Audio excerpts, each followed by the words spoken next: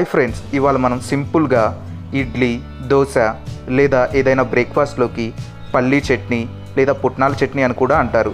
దీన్ని ఎలా తయారు చేసుకోవాలో చూద్దాం.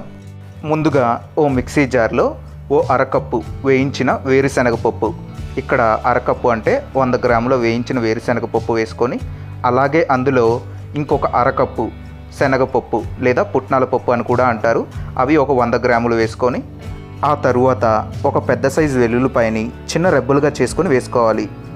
అలాగే ఒక 5 పచ్చిమిరపకాయలు వేసుకోవాలి.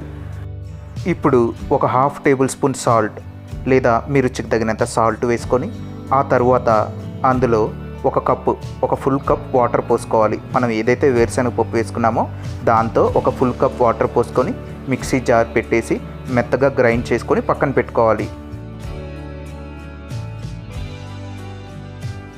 ఇలా మెత్తగా గ్రైండ్ చేసుకొని ఇప్పుడు చట్నీని ఓ మిక్సింగ్ బౌల్లో వేసుకోవాలి. ఇప్పుడు ఓ చిన్న నిమ్మకాయ సైజంత చింతపండుని నీళ్ళల్లో నానబెట్టుకొని ఆ చింతపండు రసాన్ని చట్నీలో వేసుకోవాలి. చింతపండు రసం మీ రుచికి తగినంత వేసుకుంటే సరిపోతుంది. మీకు పులుపు ఎక్కువ కావాలంటే కొద్దిగా ఎక్కువ వేసుకోవచ్చు, తక్కువ కావాలనుకుంటే కొద్దిగా తక్కువ రసం వేసుకోండి.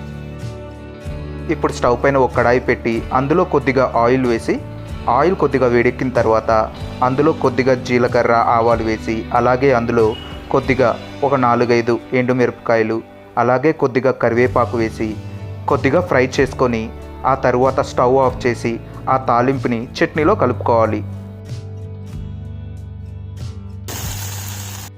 ఇప్పుడు తాలింపుని చట్నీలో ఒకసారి బాగా కలుపుకొని ఆ తరువాత ఓ సర్వింగ్ బౌల్లో సర్వ్ చేసుకోవటమే.